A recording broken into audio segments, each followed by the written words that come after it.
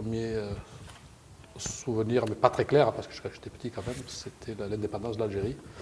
Plus que dans le bidonville, c'était un moment de fête très, très important. Ça bougeait beaucoup, ça, je m'en souviens. Tu disais que ton père était là avant vous. Quel type de métier il exerçait? Bon, il a commencé par être manœuvre et puis devenu maçon. C'est un peu du classique. Donc il était manœuvre, donc il n'a pas appris ni le français ni l'arabe. Donc il n'avait pas de formation, donc il est venu sur le tas. Il a commencé comme manœuvre et tout doucement, sur le tas, il a appris le métier de maçon. Bon, et finalement, il a fini, comme beaucoup de gens de cette génération, comme ouvrier hautement qualifié, sans avoir su écrire.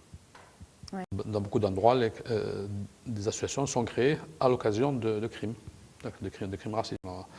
L'idée, c'était de faire en sorte qu'on ne considère pas que ce sont des crimes isolés qui n'ont aucun rapport les uns avec les autres. Donc grâce à ce type d'association et l'agence immédiat, et plus tard aussi le journal Sans Frontières, on a réussi à montrer que c'était quelque chose qui n'était pas un phénomène isolé à votre endroit, mais quelque chose qui vraiment correspondait à une réalité nationale. L'histoire de Lawari Ben Mohamed, c'était un jeune homme tranquille qui avait aucun problème dans la vie, et donc il a eu juste la malchance de se retrouver devant un CRS qui avait dit, je m'en souviens bien, ce soir j'ai la gâchette facile, et donc qui a tué ce jeune homme dans la cité. Quand les maires se sont mis à dire bon, il faut manifester, alors là ça a été énorme, donc c'était une des plus grosses manifestations sur Marseille sur cette question-là. Et ce qui est important aussi, c'est que l'affaire n'a pas été juste une manif et on n'en parle plus. Donc elle a été suivie pendant très longtemps. Ensuite, des associations avaient pris le relais. Donc, entre autres, il y avait Radio Gazelle, la Ligue Droits de l'Homme, des associations de quartier. Ne condamnent pas de manière sévère. Pour nous, c'était considéré comme une sorte d'encouragement à ceux qui faisaient ça. Là, ça s'est dit, tiens, il faudrait faire une radio. Et c'est là qu'ils sont venus rencontrer d'autres personnes, parmi lesquelles j'étais, pour écrire le projet, pour imaginer le projet de Radio Gazelle. Le projet de radio, entre autres, c'était ça, c'est la question culturelle, c'est-à-dire de montrer que même si on était ici depuis longtemps, etc., la culture, c'est pas seulement ce qui est ici, c'est des choses qui ont été apportées par nos parents, etc. Et pour nous, c'était une manière de leur rendre hommage, de montrer qu'ils existent, les parents. Les gens de mon village, puisque donc notre village, grosso modo, était protégé par l'armée du fait qu'il y avait donc beaucoup de familles qui étaient engagées auprès de la France. À partir de ce moment, donc, on a eu la chance d'avoir la possibilité d'être rapatriés en France. Les harkis ne disaient pas ce qu'ils étaient.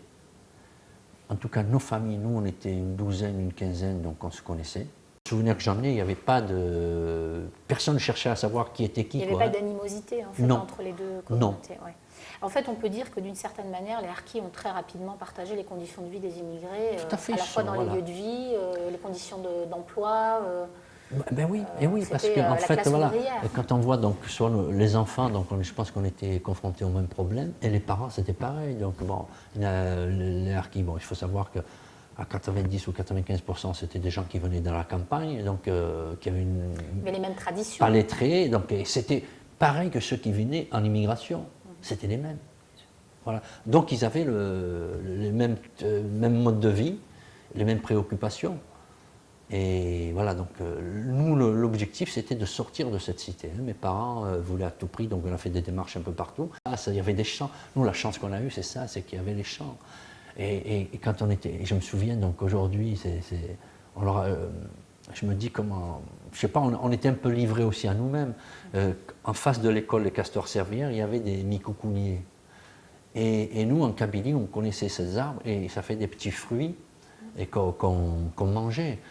Et à Marseille, il y en avait d'autres, donc on peut dire que quand on faisait baptême, quand on faisait un mariage, tout le monde se retrouvait et on ne faisait pas de distinguo. Mais dans la tête de nos parents, donc il ne fallait pas qu'on sache qu'on était des harkis, il y avait toujours la peur qu'il y ait quelqu'un qui a envie de régler des comptes et qui vienne donc parce qu'il y en a eu, après 62, il y a eu des gens donc, du FLN qui ont quand même recherché les harkis. Il y a eu je dirais des deux côtés, il y a eu des morts. Il faut expliquer que cette marche, donc, elle a été initiée par des enfants de harkis, n'oublions pas.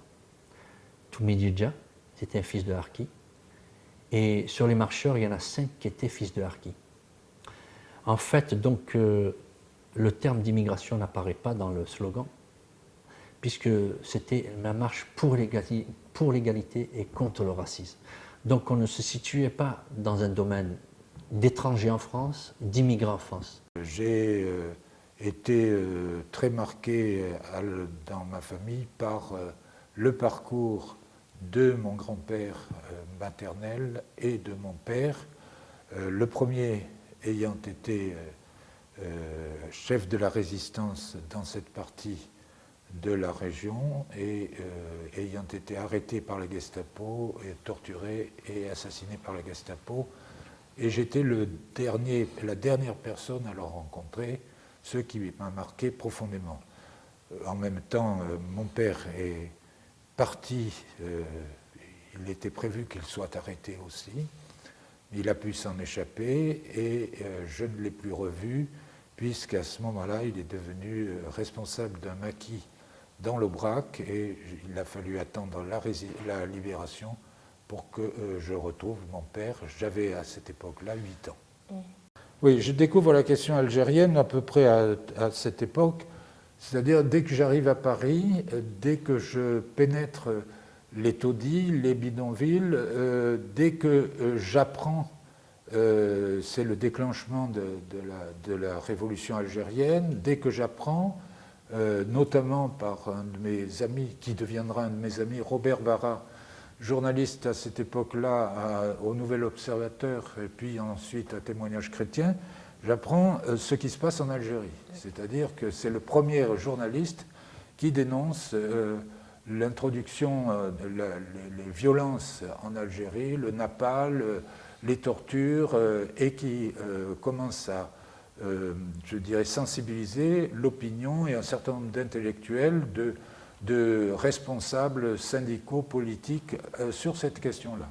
Puisque je participe avec un certain nombre d'autres militants à la réédition de tous les journaux interdits à ce moment-là, y compris la question d'Henri Alleg, qui sera republiée sous des formes diverses, clandestinement. Mais il n'y avait pas que les prêtres ouvriers, il y avait un certain nombre de syndicalistes. Je ne dis pas tous les syndicalistes, je ne dis pas tous les gens de gauche, car en fait il y avait beaucoup de gens qui n'étaient pas du tout pour des engagements de lutte contre la guerre d'Algérie. Et il y avait, mais ce mouvement a petit à petit mûri, et on peut dire très nettement qu'un certain nombre de militants chrétiens, pour certains d'entre eux, syndicalistes athées pour d'autres, ont largement participé à cet effort qui, au départ, était en fait le fait d'une très très petite minorité. On a bien voulu me qualifier de pied rouge. Cette notation, cette appellation, pour moi, n'est pas tout à fait exacte. D'abord parce que, à la différence de certains qui, lorsque l'Algérie a changé de pied politique avec l'arrivée le 19 juin 1965 de l'équipe de Boumedienne,